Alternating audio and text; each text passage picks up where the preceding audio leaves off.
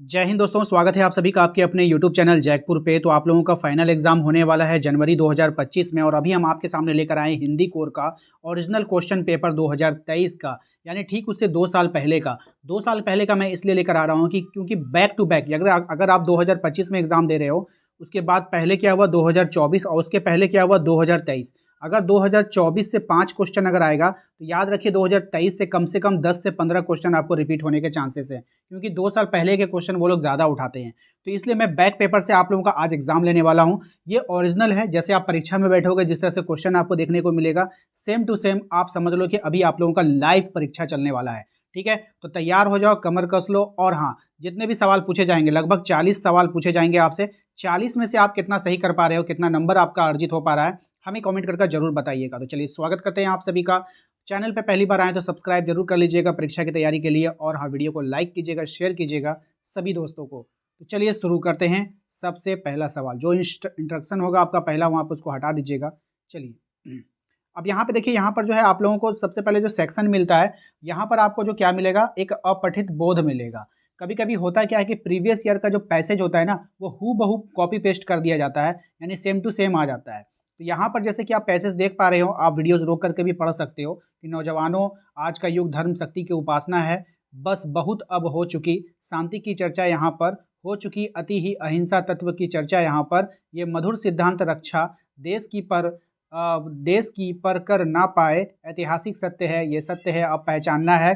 चलिए सवाल जवाब पे आते हैं। कवि किसे संबोधित कर रहा है? अब इस तरह का पैसेज अगर आपका हूबहू भी आ सकता है, इसलिए सब सारा क्वेश्चन आंसर को आपको देख के रखना है। ठीक है, आंसर हम करने के लिए आपको 2 से 3 सेकंड का समय मिलेगा। आप लोग चारों ऑप्शंस को देखिएगा और आंसर कीजिएगा हमसे पहले। राइट आंसर हो जाएगा इसका ऑप्शन नंबर ए, नौजवानों को। कवि किसको संबोधित कर रहा है? तो नौजवानों को कर रहा है। कवि किसकी उपासना की बात करता है?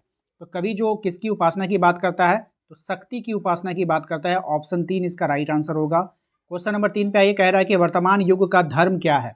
तो वर्तमान युग का जो धर्म है वो क्या है आपको बताना है। तो ऑप्शन बी, शक्ति का प्रयोग। ऑप्शन 2 इसका राइट आंसर हो जाएगा। प्रस्तुत कविता का शीर्षक, आपको यहाँ पे कविता का एक शीर्षक आपको बताना है कि इसका शीर्षक क्या है। तो शक्ति का प्रयोग, ऑप्शन बी, यानी कि ऑप्शन 2 इसका राइट आंसर हो जाएगा। उसके बाद यहाँ पे देखिए, निम्नलिखित गद्यांश को ध्यानपूर्वक पढ़कर प्रश्न संख्या 5 से 8 के लिए सही विकल्प का चयन करना है। फिलहाल अभी तक आप लोगों को जो पैसेज से मिला वो 4 सवाल मिला। ठीक है, उसके बाद 5 से 8 मिलेगा, देखते हैं कहाँ तक जाता है ये। पर्यावरण की समृद्धि के बारे में था, आप इसका स्क्रीनशॉट लेके इसको अच्छे से पढ़ लो। सेम टू सेम पैसेज जो है रिपीट होता है, हम बार बार कह रहे हैं, पैसेज रिपीट होता है बार बार एग्जाम में, इसलिए इसको पढ़ लीजिए। चलिए आते हैं सवाल पे। सवाल में बोला गया आपसे कि पर्यावरण की समृद्धि से किसका सहज विकास होता है? तो पर्यावरण की समृद्धि किसका होता है भाई? तो ये ऑप्शन आपके पास है, मन एवं भावना का। ऑप्शन 2 इसका यहाँ पे राइट आंसर होगा।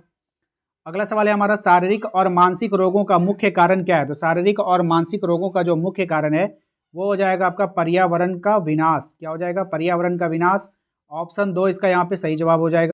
क्वेश्चन नंबर 7 पे आइए, कह रहा है मिट्टी की भीनी खुशबू किस समय आती है? तो मिट्टी की जो भीनी खुशबू होती है ना, वो गोधीली वेला में आती है। कब आती है? गोधीली वेला में आती है। ऑप्शन 4 इसका राइट आंसर होगा। क्वेश्चन नंबर 8 पे आते हैं, शारीरिक और मानसिक रोगों से बचने का एकमात्र उपाय क्या है? तो शारीरिक और मानसिक रोगों से बचने का एकमात्र उपाय आपको यहाँ पे बताना है। 4 ऑप्शन है आपके पास, राइट आंसर हो जाएगा आपका पर्यावरण समृद्धि, ऑप्शन 4। ठीक है, तो यानी अभी तक आप लोगों ने जो 8 प्रश्न का उत्तर दिया है वो सभी किससे दिया है? आपने पैसेज से दिया है। ठीक है, अभी तक आपका रट्टाफिकेशन वाला सवाल नहीं आया है।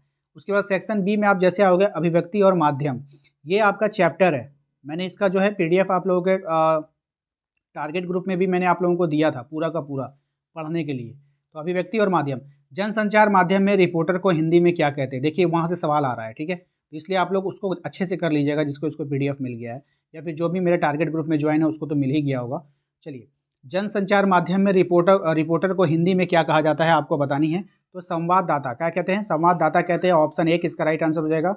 समाचार लेखन में निम्नलिखित में से किसकी भूमिका महत्वपूर्ण होती है? तो समाचार लेखन में यहाँ पे जो भूमिका महत्वपूर्ण होती है, संपादक मंडल की भूमिका जो होती है वो महत्वपूर्ण होती है। अगला सवाल है हमारा कि सरकार के कामकाज पर निगाह रखना और उनकी गड़बड़ियों को उजागर करना क्या कहलाता है? तो ये जो कहलाता है आपका option number A, watch dog पत्रकारिता। क्या कहलाता है? वॉच डॉग पत्रकारिता। अगला सवाल है हमारा क्वेश्चन नंबर 12, सचिवालय के सभी पत्र लिखे जाते हैं किसमें? तो सचिवालय के सभी पत्र लिखे जाते हैं उत्तम पुरुष में। ऑप्शन 1 इसका राइट आंसर होगा। अगला सवाल है हमारा, संचार के मुद्रण माध्यम में किसे शामिल किया जाता है? तो इसमें जो शामिल किया जाता है वो किया जाता है समाचार पत्र को, पत्रिकाओं को, पंपलेट को, यानी कि इनमें से सभी। ऑप्शन 4 इसका राइट आंसर होगा। क्वेश्चन नंबर 14 पे आइए, निबंध का अर्थ क्या होता है? यहाँ पे आपको बतानी है निबंध का अर्थ होता है बांधना। क्या होता है? बांधना। ऑप्शन 1 इसका यहाँ पे राइट आंसर होगा। देखिए कभी कभी होगा क्या ना कि आप लोग अगर पहली बार टेस्ट लगा रहे हो तो आपका यहाँ पर 40 में से हो सकता है कि किसी का 20 आएगा, किसी का 25 आएगा, किसी का 30 आएगा। तो ऐसा नहीं है कि आप हिम्मत हार जाना, दोबारा से टेस्ट लगाओगे, तिबारा से टेस्ट लगाओगे तो आपका 40 में 40 आ जाएगा। ठीक है, चलिए अगला सवाल है आपका, लोकतंत्र के अविभाज्य अंग के रूप में किसे जाना जाता है? तो इसको जाना जाता है आपके पत्रकारिता को। ऑप्शन 1 इसका यहाँ पे राइट आंसर होगा। समाचार पत्र में कितने ककार होते हैं? तो समाचार पत्र में कितने ककार होते हैं आपको बतानी है। तो 6 ककार होते हैं, याद रखिएगा, मोस्ट रहेगा इंपॉर्टेंट आपके एग्जाम के लिए। अगला सवाल है हमारा कि सिनेमा और रंगमंच की तरह रेडियो एक दृश्य माध्यम नहीं है, बल्कि कैसा माध्यम है ये? तो ये एक श्रव माध्यम है। सुनने वाले को हम लोग श्रव बोलते हैं। कैसा माध्यम है? श्रव माध्यम। रेडियो पे सिर्फ हम लोग सुन सकते हैं। अगला सवाल है हमारा, जनसंचार का प्रमुख उद्देश्य क्या है? तो जनसंचार का जो प्रमुख उद्देश्य है, सूचनाओं को परस्पर बांटना, विचारों की अभिव्यक्ति, जिज्ञासाओं का समाधान और इनमें से सभी इसका राइट आंसर होगा।